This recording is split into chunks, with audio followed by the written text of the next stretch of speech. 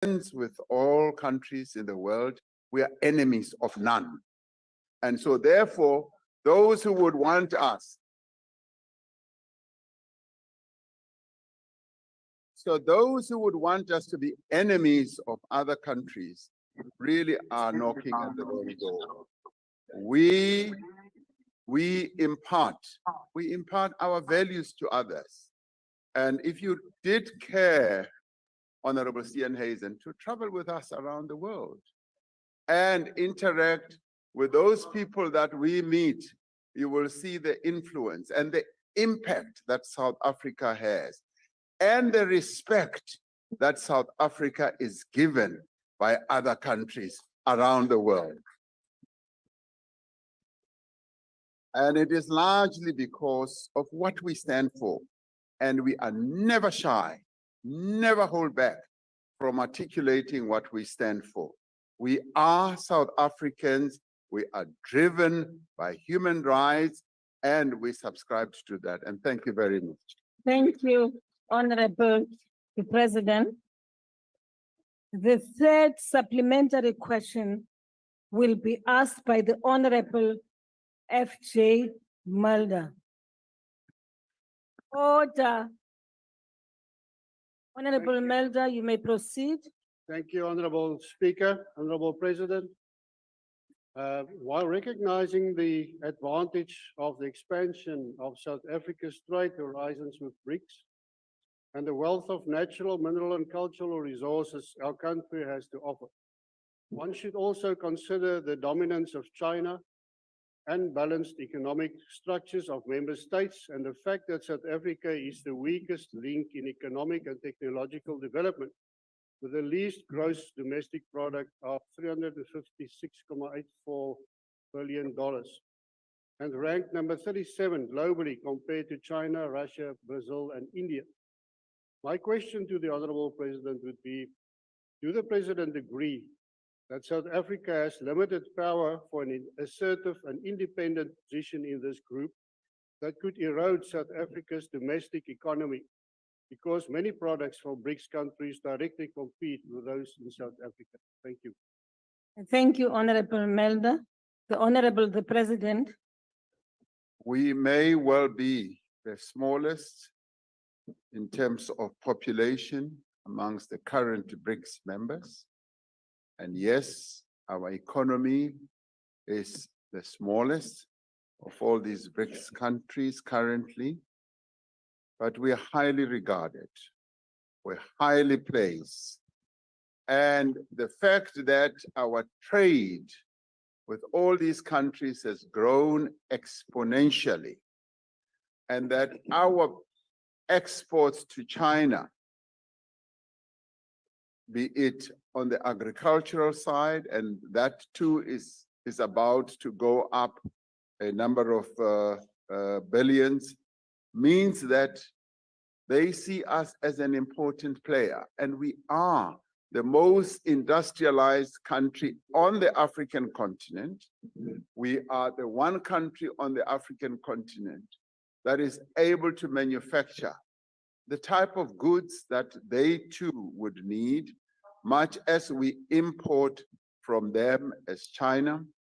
Our dealings, for instance, with Brazil are still at the nascent level. And when we begin to trade more seriously with President Lula da Silva now in power and wanting to interact economically more and more with Africa, we are going to see our exports as well, yes, our exports growing with those countries. So much as we are smaller by population, and we often say that, yes, maybe we are boxing way above our weight level, but we are seen, and indeed we are a very important player, not only in the terms of Africa, but in the global South. In the global South, South Africa is seen as an important player. And we are actually an important player, and we are not arrogant about it. We do not throw our small weight around, but we do know that when we do speak, a number of countries do listen. When we do act, they do look, and that is the position that South Africa has today.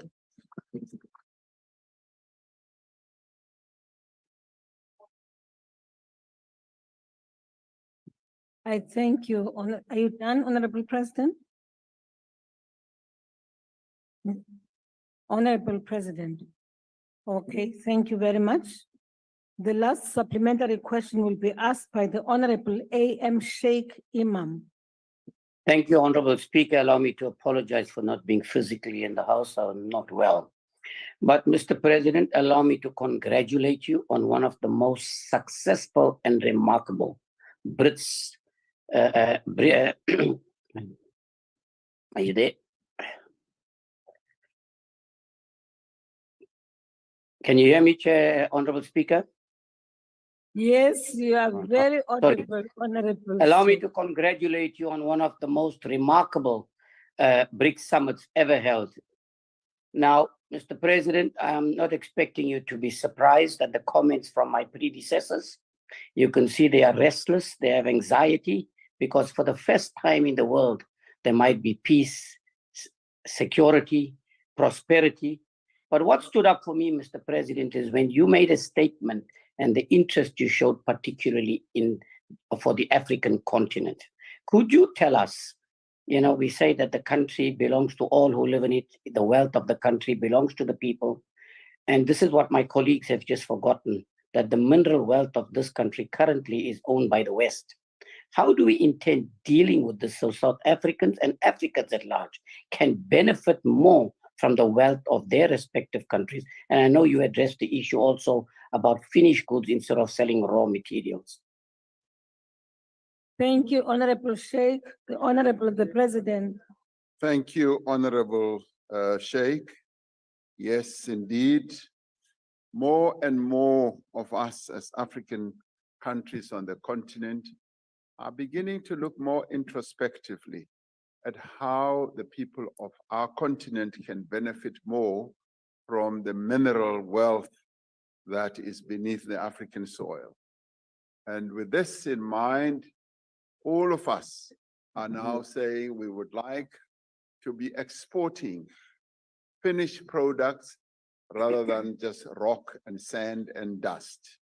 And that's precisely what we are now seeking to achieve. And interestingly, even some of those countries that have had ownership of our minerals and are exploiting them are now beginning to awaken to the reality that it is no longer sustainable for us as Africans just to be exporting rock and soil.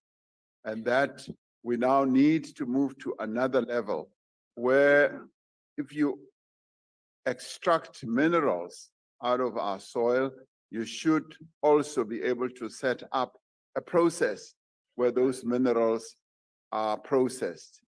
We had a conversation amongst premiers just a few days ago, and the premier of the Northern Cape, where our country has a lot of minerals from manganese to iron ore and many others. And he was saying, we need to be seeing more and more benefit, because he would like to get us to a point where, yes, we now export more finished products.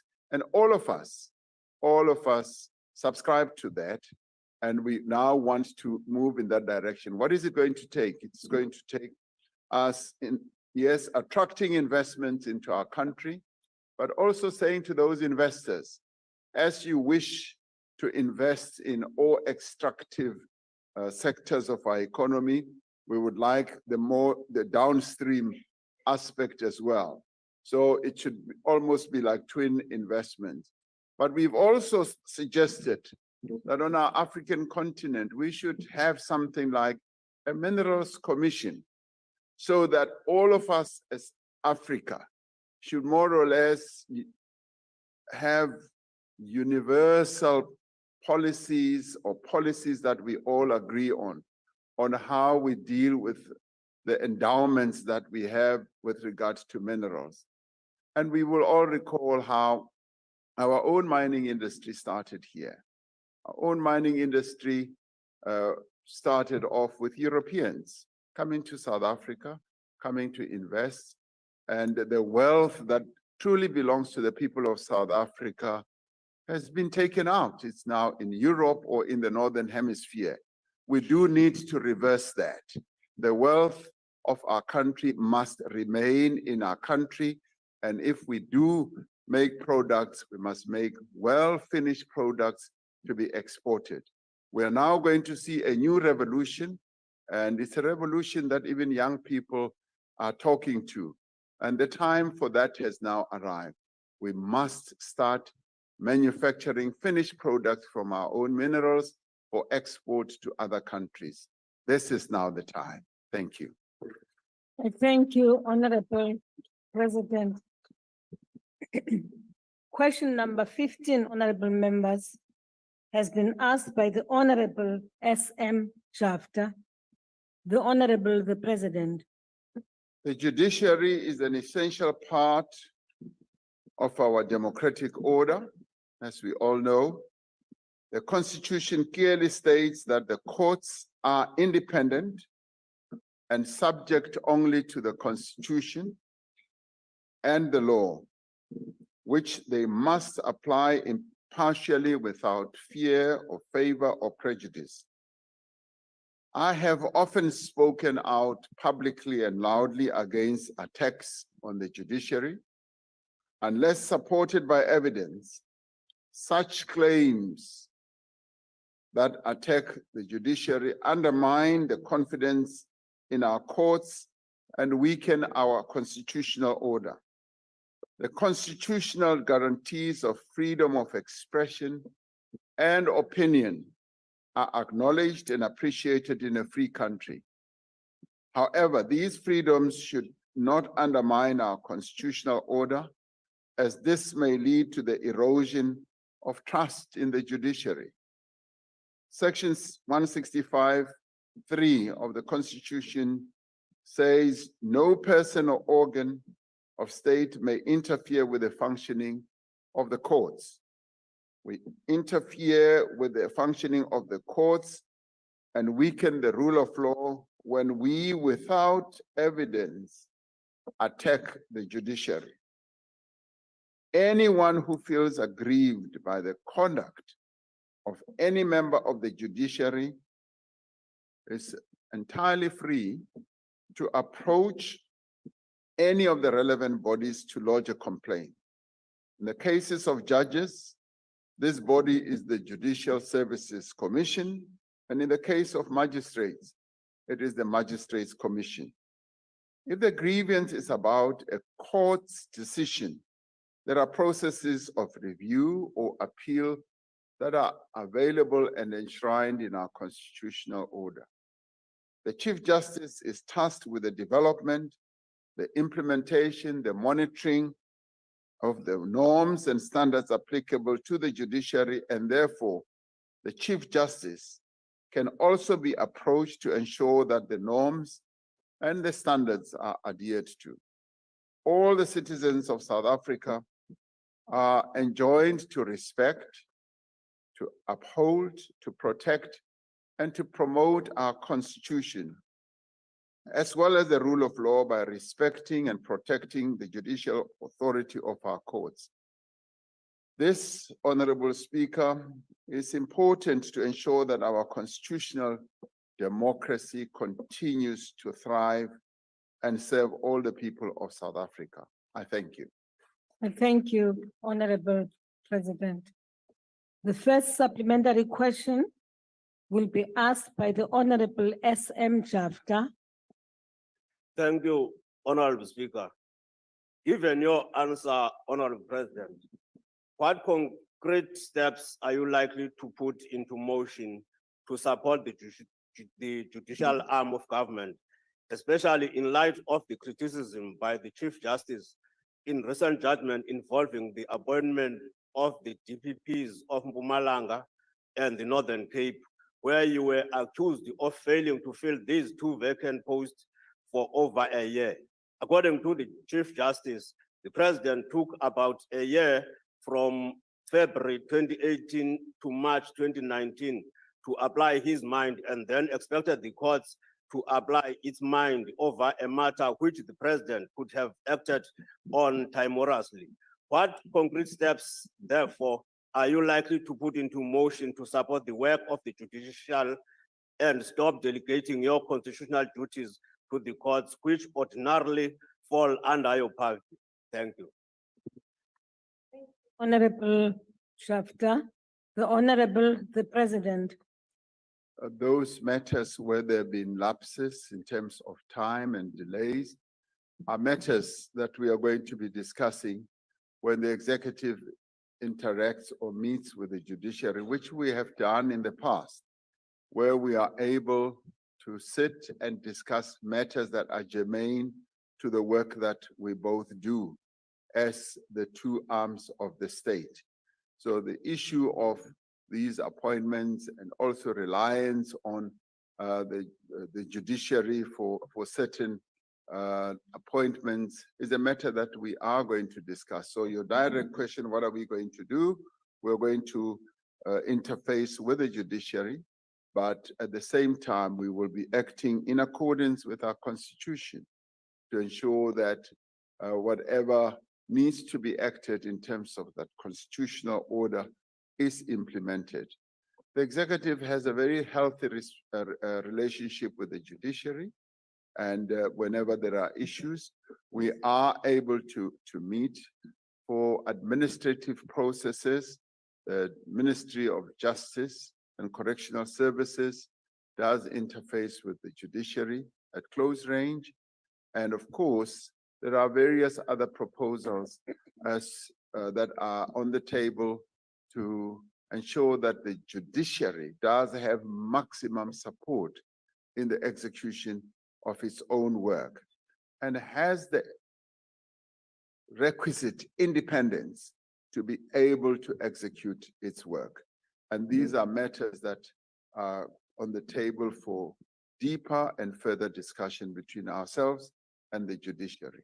So all shall be well between the executive and the judiciary. Thank you very much. Thank you. Thank you, Honorable President.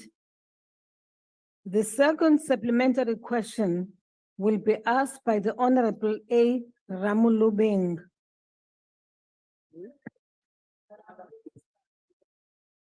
Thank you. Thank you, Madam Speaker. Mr. President, without an efficient, effective, and independent judiciary, the country would face serious challenges of misgovernance. As head of the executive arm of state, what is being done to balance the tensions which sometimes exist and to strengthen relations between the executive and the judiciary whilst adhering to the judicial independence? I thank you. Thank you very much, Honorable Member. And we hear it's your birthday. Happy birthday. We wish you well. The Honorable the President. Oh, I see. The Honorable the President. Thank you, Honorable Speaker. I did not know that it's also your birthday, Honorable Singh. Had I been told in advance, as I often do with members of the executive, we would have made sure that there are chocolates that come from Ghana, which are some of the best chocolates that there is. So next time, it's not too late.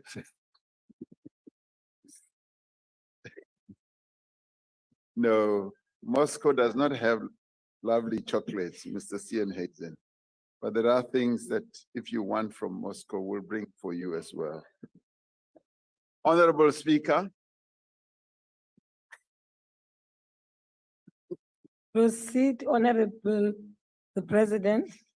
Honorable Speaker, yes. As I was saying earlier, answering Honorable Jafta's question, the relationship between the judiciary and the executive is a good relationship. It's a relationship that is based on the terms of our constitution, but it's also a relationship that is based on deep respect for the work that we do as arms of the executive. So that lays a very good foundation in ensuring that the constitutional order in our country is well balanced and it functions well. And we respect the independence of the judiciary. And one of the proposals on the table that we are going to be discussing with the judiciary is how best we can enrich and confirm the efficacy of that independence. Because the executive has no wish whatsoever to interfere with the work of the judiciary. It has no wish whatsoever to stop the judiciary from executing its task. If anything, our overriding wish is to ensure that the judiciary continues to do its work in whatever way, and to have the independence, the requisite independence that it needs. So there's a discussion that is underway, and that's going to culminate in our meeting together with the judiciary to button this down, to make sure that we do our support as the executive and as the state enables the judiciary to continue doing its work. This is something that we find sacrosanct, and it's irrevocable on our side, the support that we should give our judiciary. So it will be done. Thank you. I thank you, Honorable President.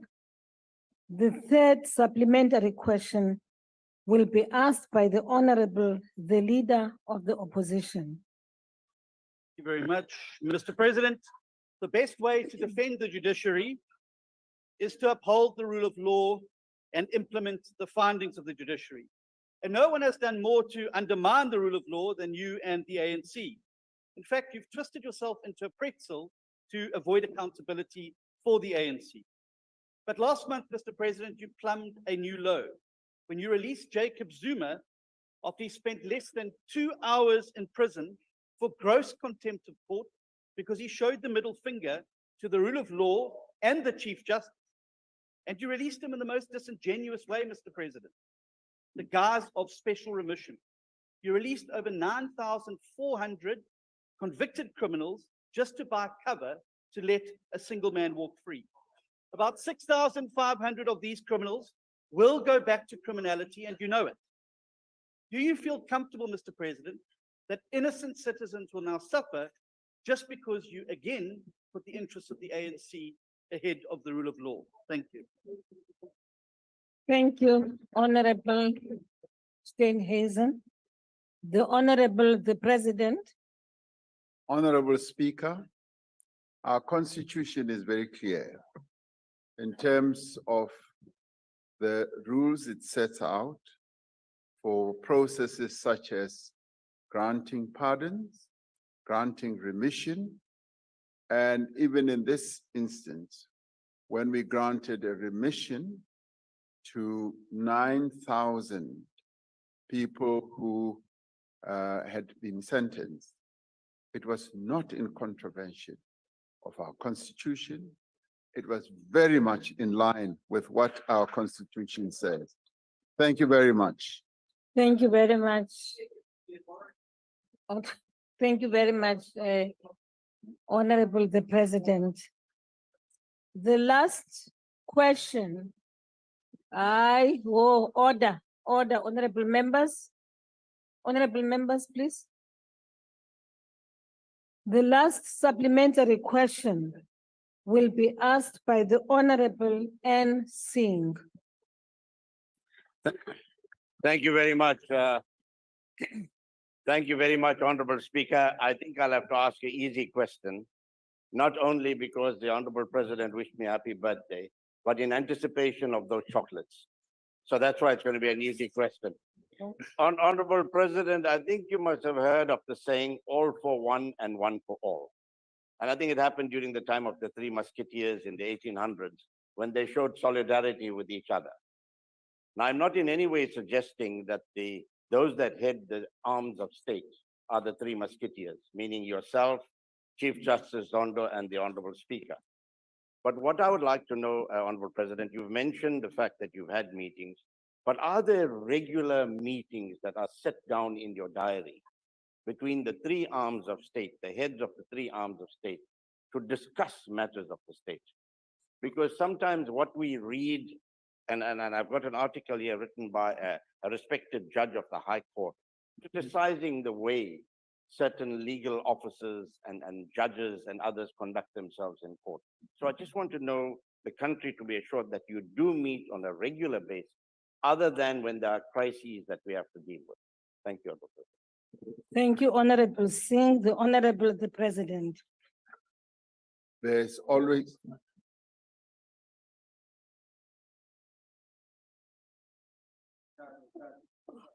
The desired Honorable Speaker.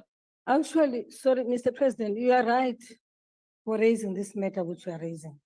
Because I've been hearing this, there are no puppies here.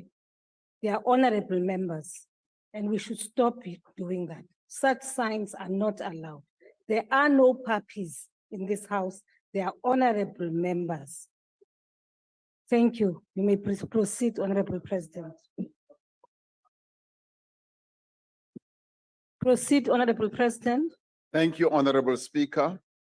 There are meetings that happen between and amongst ourselves as organs of the state. They may not be as programmed as you have suggested, that on certain times these meetings should take place, and they tend to be issue specific, where we have to deal with certain matters and issues. And we have now felt that there is a need to programmatize all these interactions, and that there should also be a joint meeting of all the arms of the state, so that they are not just side shows or side meetings. So as you also suggest now, that is in train, that is something that is going to be happening, because it will demonstrate how healthy our state is. And it will also demonstrate that all the arms of the state are able to deal with matters of state and to be proactive when it comes to various matters, and also be able to deal with sensitive matters, matters that may be troubling the people of South Africa as well, within the confines of the areas that the Constitution allocates to each arm of the state. So thank you very much for restating that, and that is something that is going to be unfolding more often. Thank you. Thank you, the Honorable the President. We now proceed to question number 16 asked by the Honorable Gava. The Honorable the President. Honorable Speaker, honorable members, in the design of our democracy, in relation to the unitary nature of our state, we introduce cooperative governance to ensure that the three spheres of our government work together to meet the needs of our people. Each sphere of government has its own constitutionally assigned responsibilities, duties, and powers. And when it functions, it should function without encroaching on the functions and duties of the other arm. Chapter 3 of our Constitution requires all spheres of government to cooperate with one another in mutual trust and good faith by, amongst others, fostering friendly relations and assisting and supporting one another. Importantly, the Constitution says that all spheres of government must secure the well-being of the people of South Africa as a whole. The district development model is geared towards improving as well as strengthening the intergovernmental relations system as an approach towards giving effect to the constitutional principles of cooperative governance that are enshrined in our constitution. The DDM, as we call it, approach has made great strides in ensuring that principles of cooperative governance guide how we plan, how we budget or craft our budgets, and implement key government programs and projects across the country. This is demonstrated through the presidential imbizos and implementation of key catalytic projects identified in the intergovernmental long-term one plans. The experiences to date on the implementation of the DDM have placed greater emphasis on the requirements to undertake a review and relook at the policy instruments framing and guiding our system of intergovernmental relations, and moreover, the cooperative governance process. We have therefore embarked on a comprehensive review, amongst others, of the Intergovernmental Relations Framework Act of 2005 to ensure that the different spheres of government work in a joined up manner. They also work in a coordinated fashion to secure the well-being of the people of South Africa. Now, this is perhaps the most comprehensive review because it also goes on to look at those processes, those laws and regulations that may be a constraint to how we should execute what our people require, be it in form of service delivery, be it in the implementation of projects, also be it in the expenditure of our budgets. So the review, and we had a wonderful meeting with premiers this past week, is going to lead us to streamlining the processes that we get involved in government so as to make the execution of various interventions and programs a lot easier and better. Thank you, Honorable Chairperson. Thank you, Honorable President. The Honorable Kaba. Honorable Speaker, thank you very much. Thank you, Mr. President. Your response emphasizes that although the three spheres of government are distinctive, they exist within a unitary South Africa and that they have to assist one another, plan together and cooperate, particularly in functions that cut across the spheres, provide citizens with a full basket of services. Local government plays a central role in this process through, amongst other things, its integrated development plans. The recent standoff between the city of Cape Town and the taxi industry was unnecessary.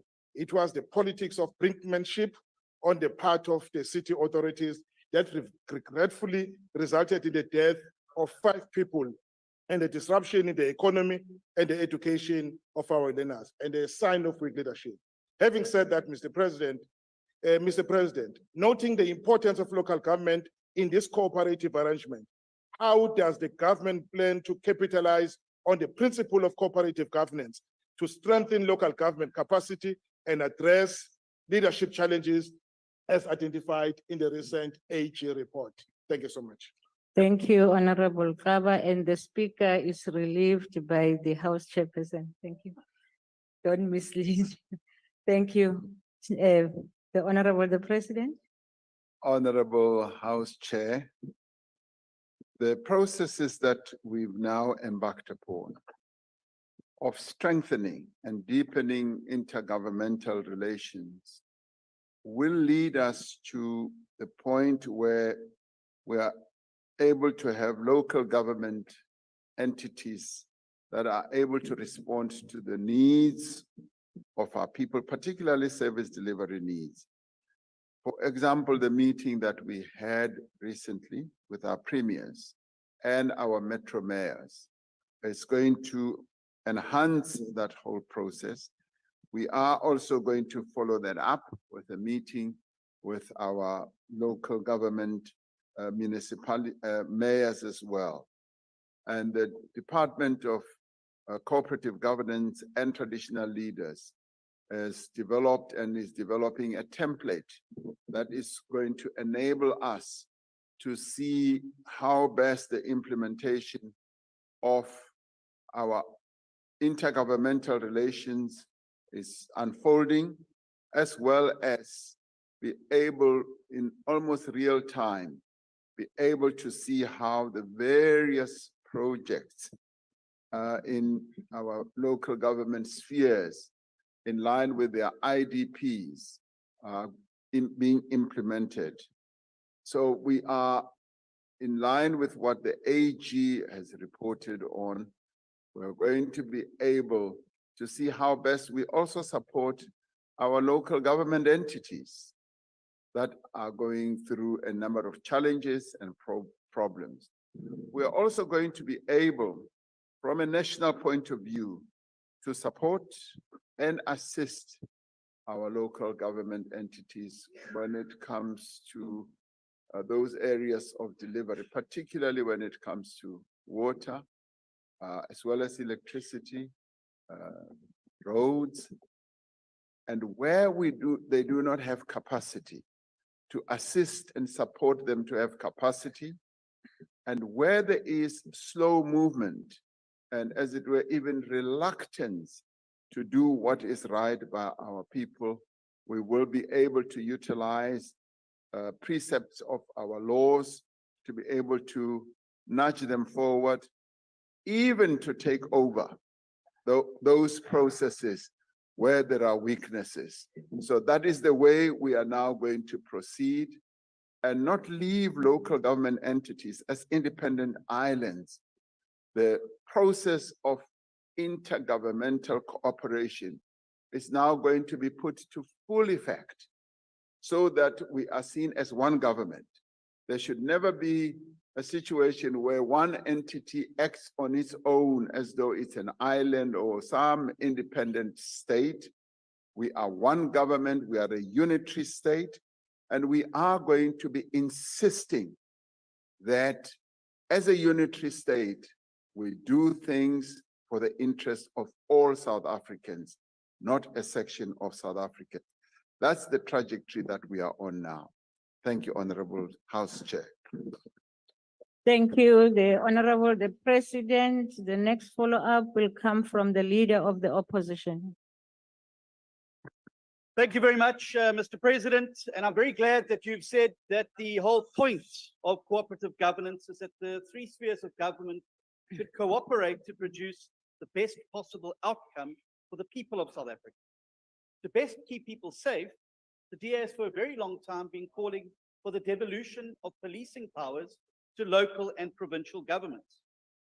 Despite your government's best attempts to prevent and not devolve any policing powers at all to the DA-run Western Cape or the city of Cape Town, we are doing everything that we can to keep the people safe in their best interest. The LEAP program has put over 1,200 LEAP officers into crime hotspots.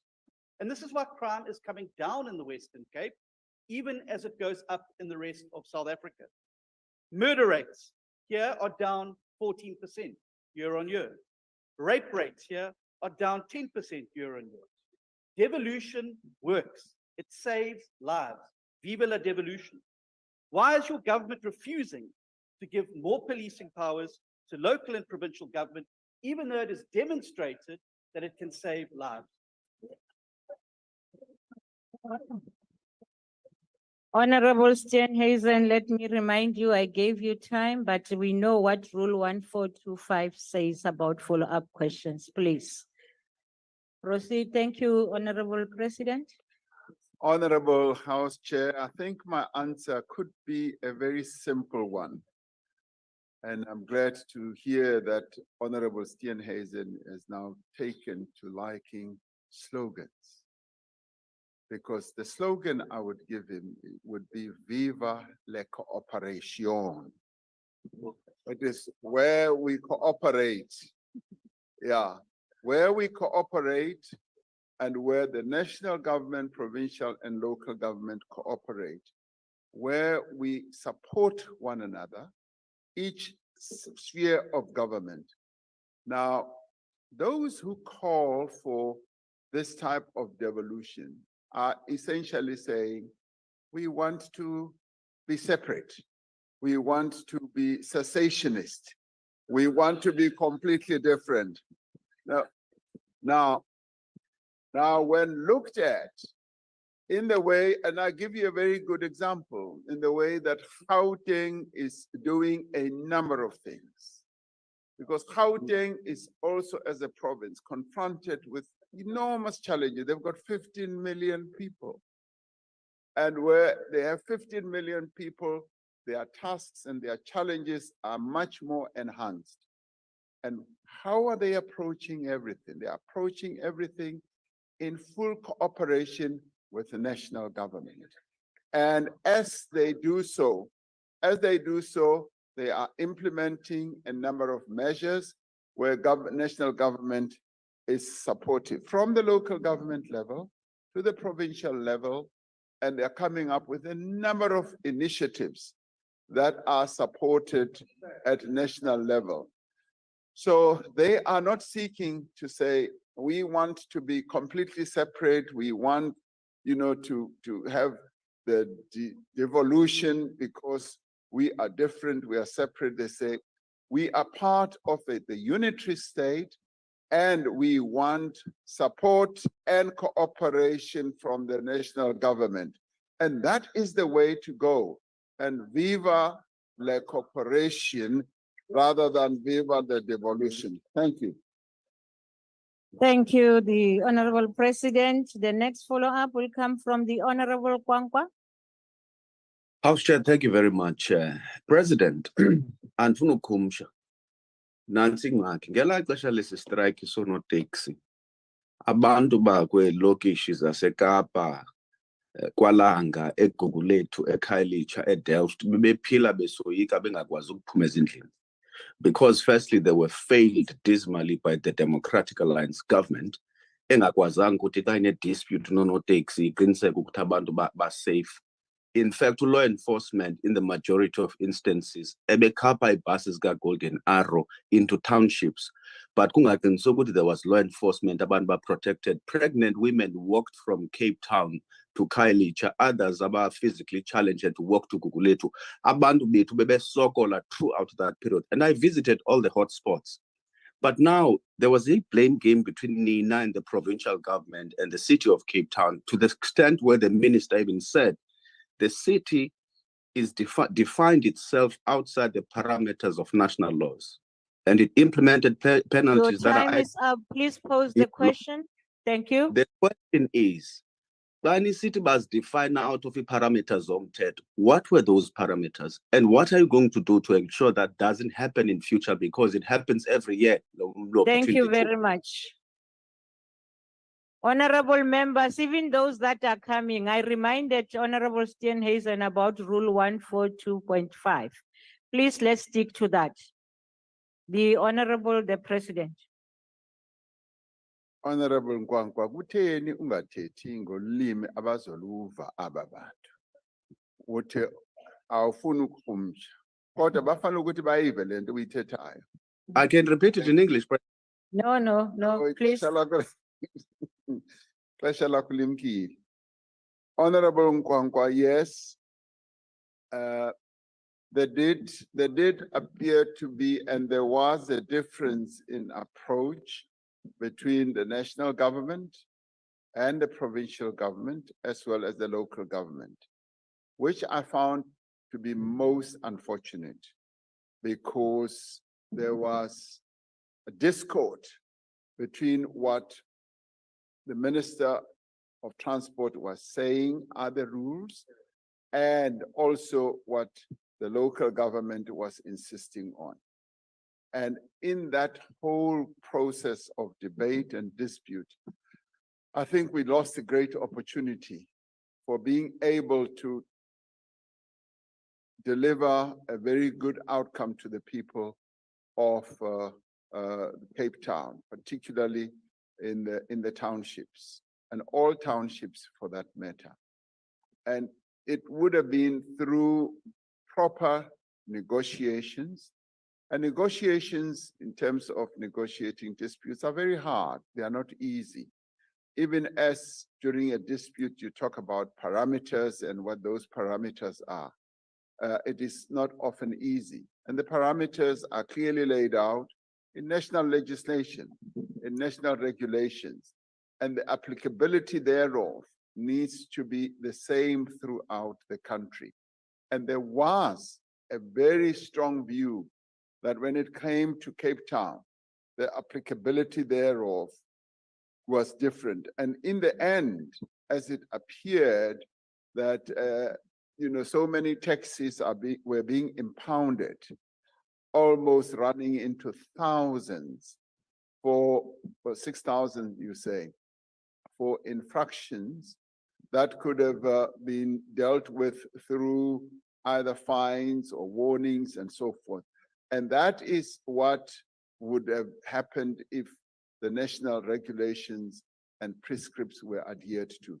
And those type of matters needed to be discussed. They needed to be properly discussed without any of the role players were talking past each other. We're now pleased that that is now behind us. What now needs to happen is that the various parties now need to sit down and clearly define what the rules are, the regulations are, as well as the parameters, and where the powers at local government are and at national government are. Because it is when this is clarified that we will be able to have a much better manner of managing transport. And we know that local government has to have the ability to manage transport and traffic within its confines. And therefore they need to be given the authority, but that should hang from a national legislation because they cannot make themselves independent outside of the national laws of our country. So I do hope that happens as we go on. Thank you very much, Honorable House Chair. Thank you, President. The Honorable Hendricks will ask the final supplementary question. Thank you, Honorable House Chair. Honorable House Chair, when bills are passed in Parliament, it goes for vetting to the Council of Provinces. Should not similar checks and balances be put in place for provincial bills and bylaws? Cabinet slammed the Powers Bill of the Western Cape Legislature. I'm asking, Honorable President, are you now going to charge a Premier with treason, as though that bill is a secessionist and a DA federal plan and non-compliant with the Constitution, or will you attend the inauguration of Premier Windy, where he becomes the President of the 55th State of Africa? Thank you. Thank you. The Honorable the President. Honorable Hendricks, I had the pleasure, the great pleasure of having Premier Windy in a meeting of the Presidential Council, where provinces, coordinating council where provinces, particularly through premiers, participate. And I did not have any inkling whatsoever that he could be a good candidate to be charged for treason, because he spoke in a very cooperative manner and he spoke in a very innovative way. He came up with a number of innovations, but also realizing the challenges that face not only the province, but our country. So I thoroughly enjoyed. I hope I'm not giving him up for punishment in the DA. I found him to be most congenial and most cooperative.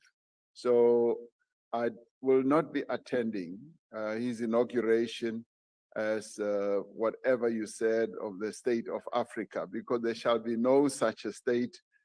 He will continue in the position that he's in and might even find there's a different outcome, which puts him elsewhere. But thank you very much.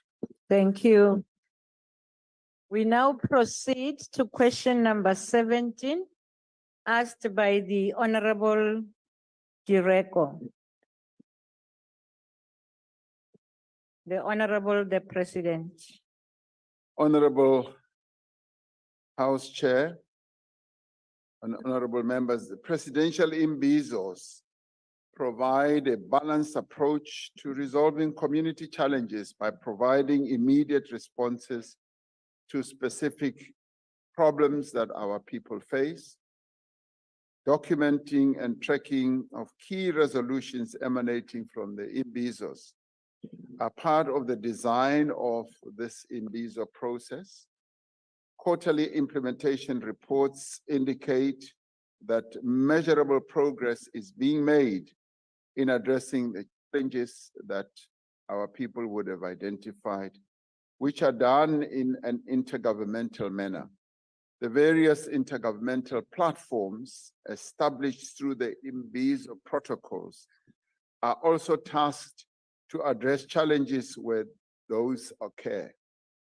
The district development model, political champions are assigned for each district and metro in our country and are tasked to provide regular updates, not just to the established intergovernmental platforms rather, but also to the respective communities. The imbizos have further unlocked key service delivery interventions. These interventions often range from road maintenance projects to the provision of title deeds to tackle things that many may regard as simple and straightforward, like stock theft. Through the imbizo, we have further identified opportunities for skills development in key sectors of our economy, such as in mining and in agriculture. Through the information and contribution collected during the various imbizos that I've been at, it has been possible to identify interventions that are required in many localities across our country. The benefit of these engagements, therefore, extend way beyond the communities in which they take place, as they are able to improve service provision more generally. And so the imbizo program that we have reinvigorated is proving to be beneficial and is a process through which we also seek to bring government closer to our people, where our people are able to interface not only with the president, but also with ministers and deputy ministers, as well as premiers and MECs and mayors and other important functionaries in the state system. They are proving to be real beacons of giving our people great hope for the type of service delivery that we are talking about. Thank you, Honorable House Chair. Thank you, President. The Honorable Direko. Ke a leboha modulasetulo wa ntlo. Your Excellency, imbizos are very critical to close the social distance between our people and the executive and solving the challenges that are impacting in their lives from various communities. So my question to you is that, what are the key areas that you have identified requiring systematic intervention drawing from your engagement with the imbizos? Thank you. The Honorable the President. Honorable House Chair, the areas that require intervention are many. Our people often comment that we can see what government is doing and that government is doing its level best to address our needs. And obviously the issue of jobs comes up quite often. The issue of service delivery on issues such as health, for instance, clinics and hospital access there too, even things as simple as the availability of ambulances at the right time. They often raise issues of crime in the areas where they live and often raise the issue of police and wishing and wanting the police to be more compassionate and be responsive to the criminality that they face in their environments. Yes, they do raise issues of service delivery, such as housing, such as water, such as sewage challenges that they face. So the issues are quite widespread. In some of our more agricultural or rural provinces, they raise issues of agriculture, and they often want to see greater support and assistance from the state in the form of things such as tractors that they would wish should be supplied or made available rather, and particularly to be placed at places of traditional leaders, and they wish some measure of assistance in the form of fertilizers and seeds so that they can be economically active. They also raise issues of youth unemployment, and they would like to see more and more of their children employed. And in a number of these imbizos, they've also raised appreciation over some of the employment projects that government has embarked on, such as the presidential employment stimulus, as well as the EPWP. Some of them come there and say, this is what we have been doing in the the public employment program, in closing up potholes and so on. So, Honorable Direko, they raise a number of issues. And this is the one time where I also give members of the executive an opportunity to articulate some of the interventions that they are working on. But quite often, members of the executive do go back to where imbizos have been held. And the process involves, prior to the imbizo, there are full and thorough engagements with various sectors of our community. And during the imbizo, the issues are raised, and post the imbizo, the members of the executive go back and address specific issues that have been raised. So we have found, or certainly I have found it to be a very comprehensive and thorough process where the engagement with our people is not only on the day, but it is preceded by a thorough engagement with role players. And thereafter, we go back and deal with specific issues. This is one of the real successful processes that government gets involved in. Thank you. Thank you, the Honorable President. We now move to the Leader of the Opposition to ask a follow-up question. Mr. President, I've been on the road in the Free State and the Northern Cape to see for myself some of the service delivery failures. The town of Welkom has sewage running through it, schools, businesses, and churches. Many of the towns go without water for weeks. Mr. President, we both know that the district development model is not going to improve service delivery. Even the ANC in Umgeni voted against it because they know it won't work. We won't fix local government until we acknowledge that what has broken it is cadre deployment. Centralizing power in a cadre-filled state is not the answer. The answer is to appoint capable public servants and hold them accountable. Yet you continue to defend cadre deployment when you know it is the root cause of all of the suffering you see around you. Mr. President, my question is simple. Will you now comply with yesterday's court order to hand over the minutes of the ANC's cadre deployment committee while you were its chairman? Thank you. Honorable President, you are protected by the rules of this House in that in 1426, it says a supplementary question must arise directly from the original question and the reply given thereto, and may not constitute a new question. Having said that, you can use your discretion. Thank you. The Honorable the President.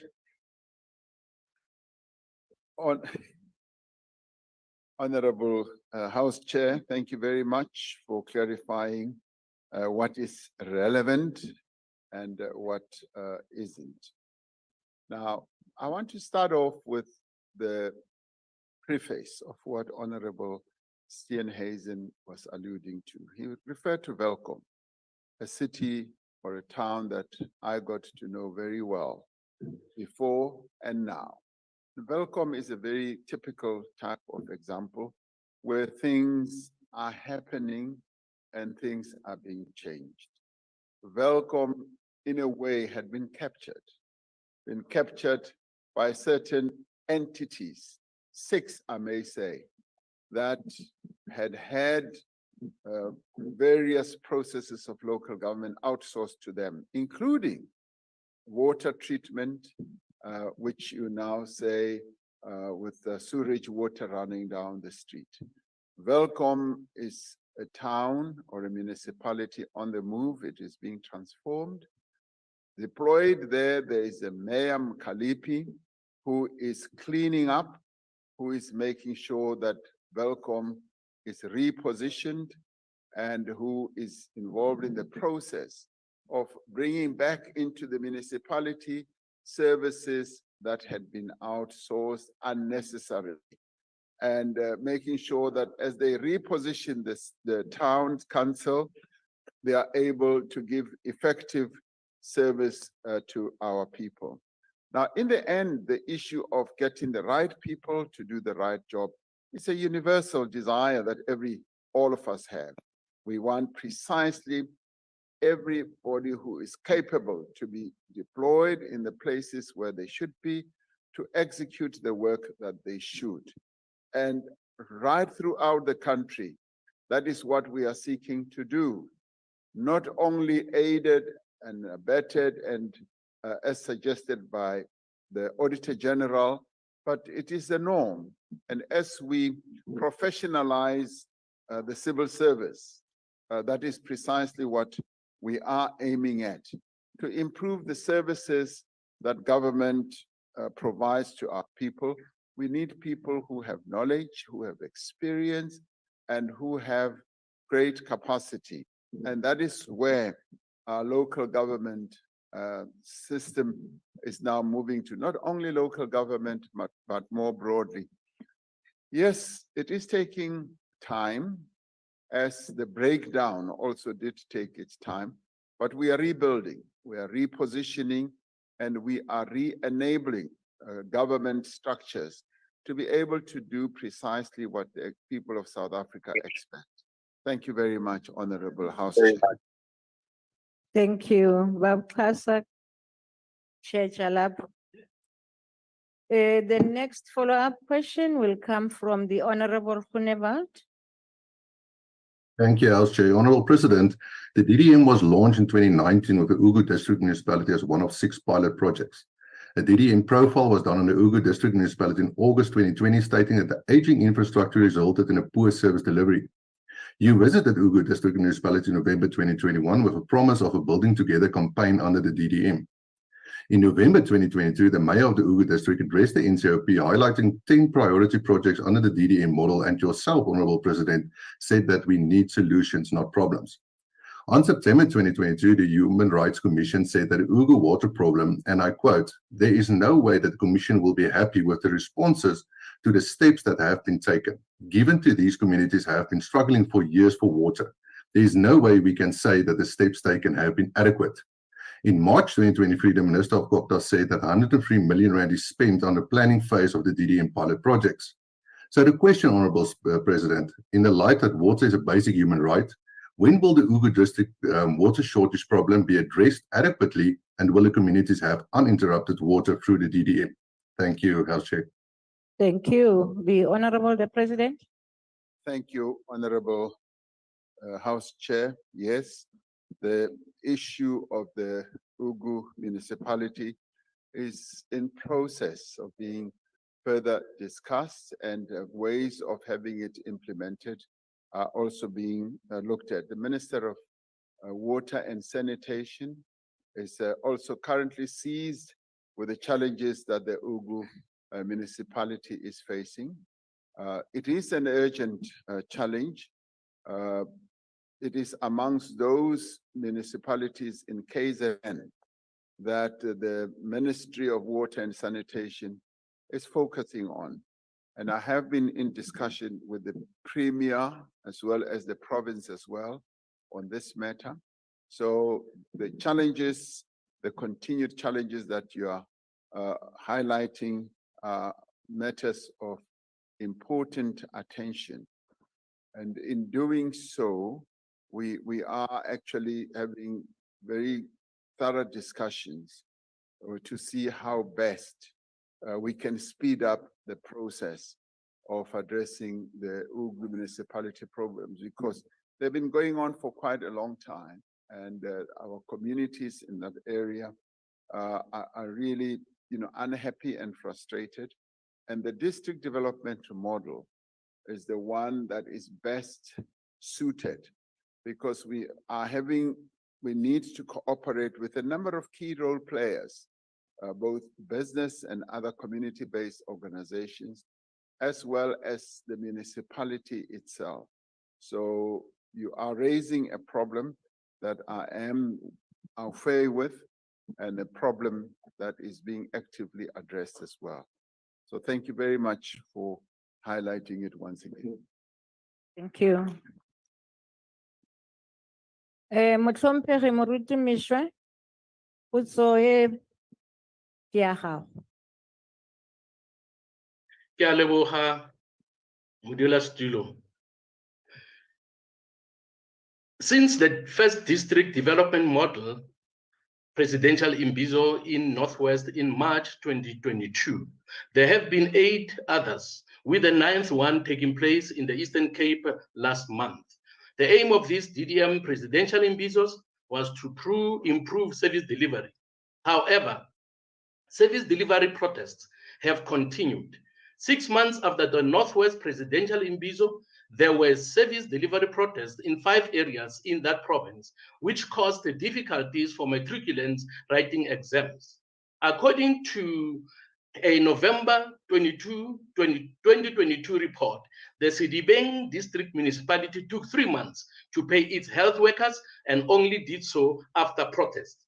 Mr. President, having heard your reply, will you please tell us where exactly there is sufficient tangible proof that water and sanitation and human settlements, as an example, have been sufficiently addressed since March 2022 as a result of these DDM imbizos? I thank you. Thank you. The Honorable the President. Thank you, Honorable Chair, Reverend Mishwe. The process of addressing the needs of our people is not a once-off type of process. It's an ongoing process, and what we have encouraged through utilizing the district development model is the involvement of various sectors within the district. One of the objectives of the district development model is to mobilize all key role players in a district to play a role, be it business, be it traditional leaders, the religious sector, young people, government itself, to play a key role in addressing the challenges that each of our districts face. And in doing so, obviously, we have got to ensure that those interventions that need to be embarked upon by national government indeed are followed through. Now, you cite 2 very good examples, water and human settlements. And 2 of these departments have been coming up with additional processes that they themselves need to inaugurate or put into effect to ensure that where there are lapses and weaknesses at the local level, be it at provincial or local level, they are able to intervene and give assistance and support. And they are the real poster departments, if you like, that have been able to bridge this divide and this gap.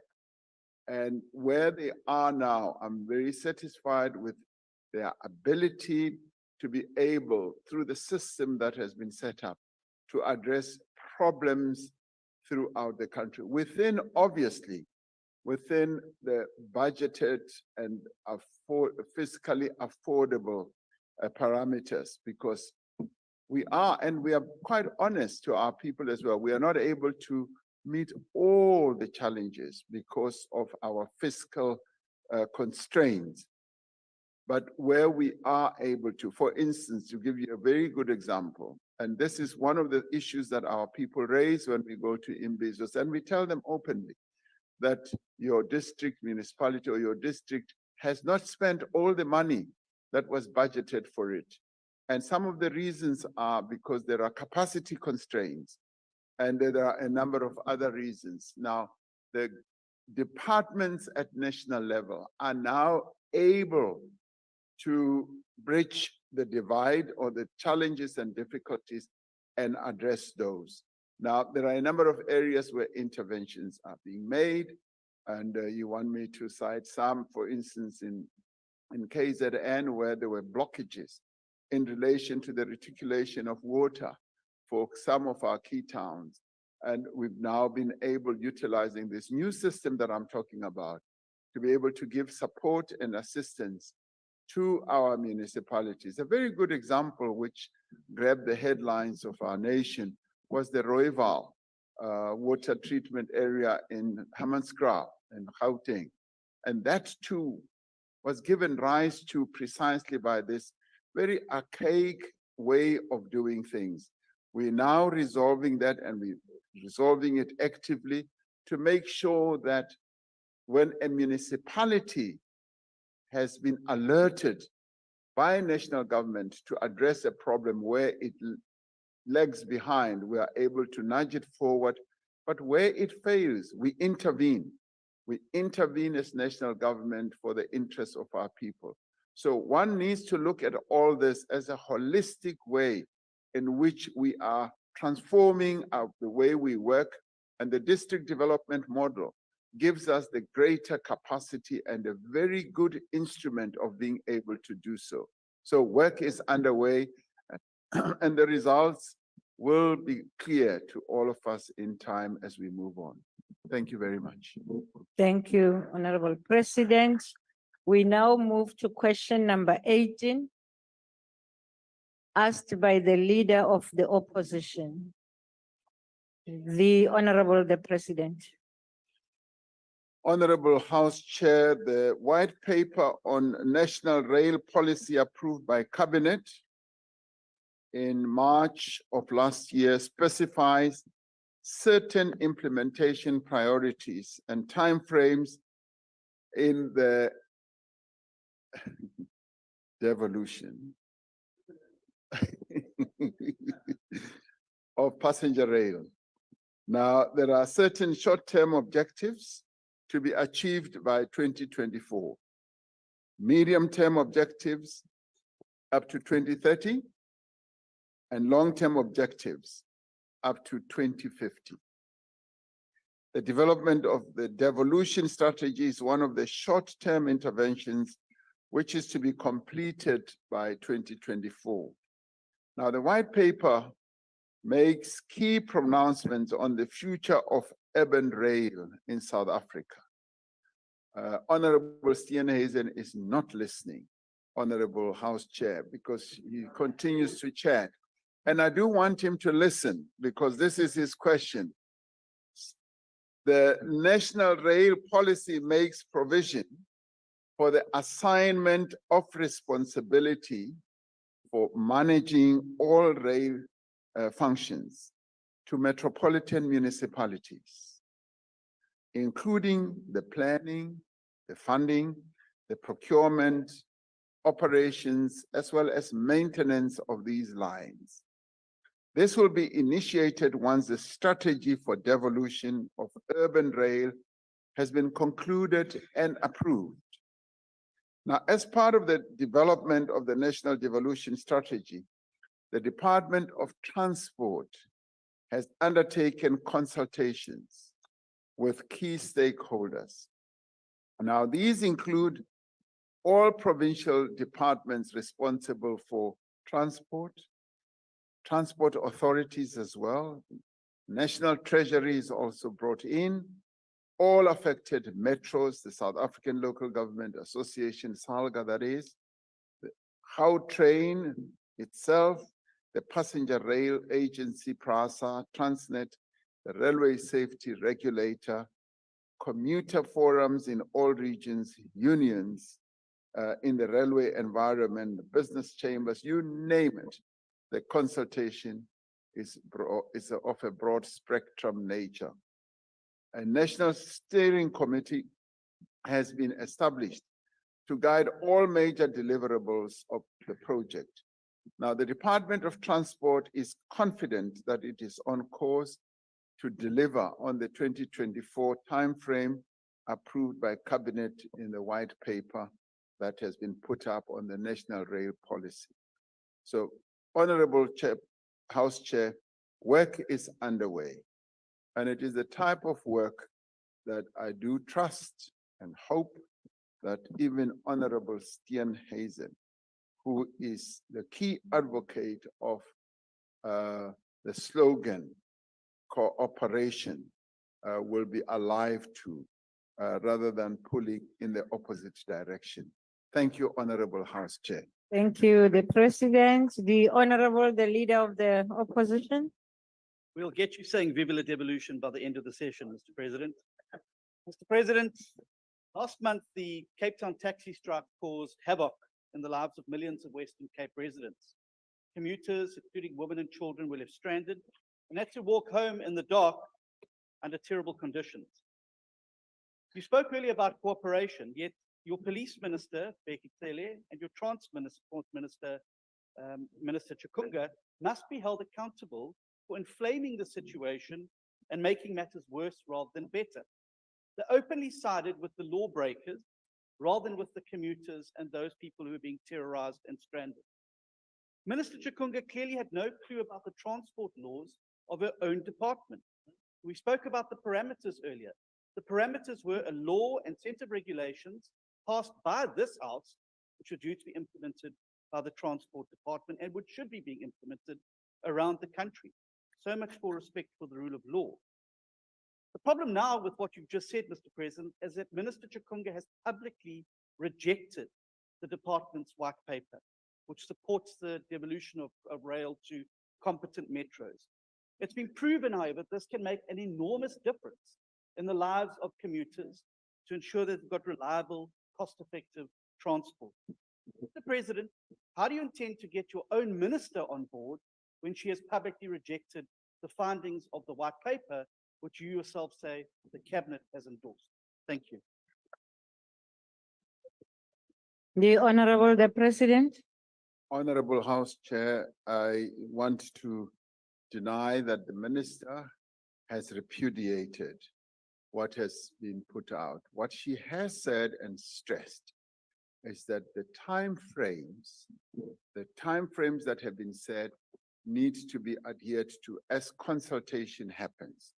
And one of the reasons why I outlined the number of, if you like, consultants, those entities that will be consulted, is that that process has to be gone through so that we arrive at a conclusion that is all-encompassing, where everyone feels that this is the right way to go. The people themselves also have an interest. Here in the Western Cape, we've had to consult almost block by block with people who have an interest in how this policy will be outlined. For instance, many other people have been living right near or on the rail line itself, and those have had to be consulted. Now, what the minister is saying is that we need to complete this whole engagement and consultation process, and the timeframes that are set out, which are also repeated, give effect to that. So the minister is very clear that we need to go through the various processes that have been set out. So if one listens to her very carefully, you will hear that she says Let's go through the process. And once we've gone through that process, we'll be able to arrive at an outcome that is more satisfactory for all of us. Thank you very much, Honorable House Chair. Thank you, the President. The next follow-up question will be asked by the Honorable Lesoma. Thank you, Honorable House Chair and the President of South Africa. If you may say, just to note that the evolution of the passenger rail service is not related to disruptions that can be caused by taxi strike or any other protest. What progress has the government made on Operation Bekela for this resumption of limited rail service for Nyanga, Philippi, Ekayelisha, Elanga, to ensure working people have low-cost rail transport, as this have been impacted by weaknesses of the City of Cape Town and the Western Cape Provincial Government, which is failing to deal with the land occupation on the rail lines, haven't been given the money or the budget by the national government. Thank you. Thank you, the Honorable the President. Honorable House Chair, there is quite a lot of progress that we are making, which I alluded to in my reply in chief, in relation to Operation Bekela. Our consultation process has been quite thorough, has been quite involved in all those areas to open the rail lines, and we are doing it section by section. And I think we've done 2 now. And in the process, we've had to move and respectively move thousands of households. I think we are now left with 891 households on a particular line where, in full cooperation and consultation with them, we are going to move them. And this is being done with their full agreement, having identified precisely where they should also go and live. So Operation Bekela is really proceeding well. And it's just as well that as a government, we are that consultative, because we don't bulldoze our way in and just move people. We actually talk to them and almost door to door and ensure that they buy into this. And from just the top of my head, I think we've consulted well over 6,000 households, and we've been able to get the cooperation of some 4,000 or so, and with some still remaining to be finalized. And we've been doing it line by line. And you mentioned Philippi as well. That too is another line that is also being mooted and for opening up. People had built houses right on the rail line, right adjacent. And in order to open the rail, we've had to do proper consultation. And so this for me is quite a fulfilling process that shows that we're a government that cares, that has compassion, that even as people are confronted by serious challenges of a lack of accommodation, where they've put up homes in emergency situations, we are able to consult them and able to get them to move to alternative accommodation. So work is also underway in that regard. Thank you. Thank you. Mhlonishwa ilunga elihloniphekileko lendlu baba uSithole. Isikhathi ngesakho. Thank you, Honorable Chairperson. Honorable President, the IFP have stood before your cabinet calling for the professionalization of the taxi industry over the last few years without any actionable commitment from the government to meet with all stakeholders and set standards for the industry where both passengers, owners, and drivers will benefit. It is not a secret that the majority of working class people in South Africa have to rely on public transport and thus modes of public of public transport need to have agreed upon routes and standard of operation. I would like to know, Honorable President, whether the government will assist striking metros with resources and fund to bring about a safety passengers rail network while maintaining the principle of devolution of power. I thank you. Thank you.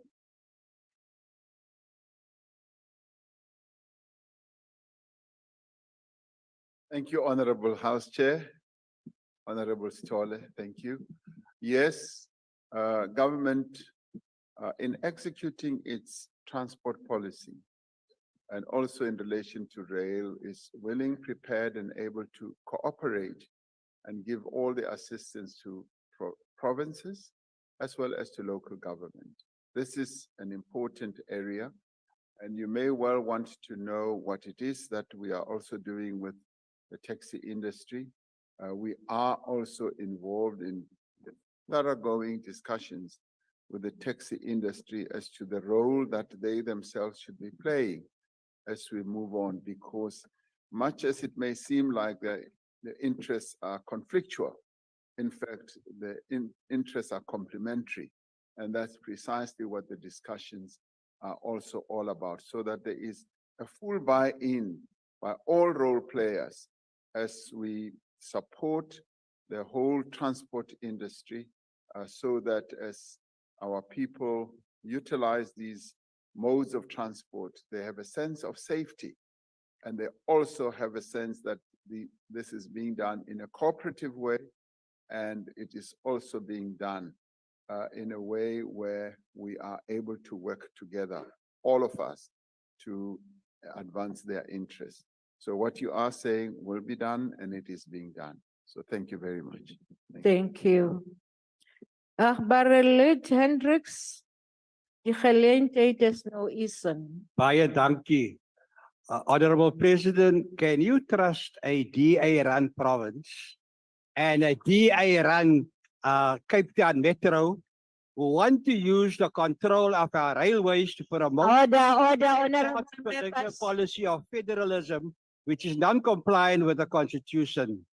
They return money to the fiscus that was meant to pay for land occupied by residents living dangerously along railway lines, preventing the Minister of Transport to provide rail services. They don't want your minister to look good. So will you trust them? Remember, imperialists always started a railroad in the days of the Wild West. And by the way, a sheriff is already appointed, which just may do a good job keeping us in Cape Town safer. Actually, I'm wearing DA colors today.